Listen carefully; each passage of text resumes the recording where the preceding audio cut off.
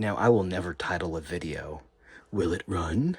No, it will run. This thing did luck up on me after I did a top end replacement, which you could say, well, yeah, you could have called that because then there must have been a bad bearing or a bad crank on this other saw that caused it to repeat the same problem it had before.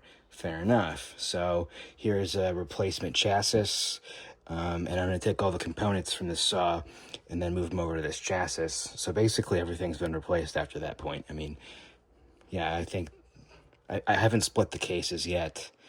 I think really to do a real class act job, you'd split the case, replace the bearings while you're this deep, and then get that done with. But blow torching in an apartment is frowned upon, right? So let's not do that. But I think I can actually move it over here that this wasn't a bad bearing issue on this chassis, which is, by the way, interchangeable.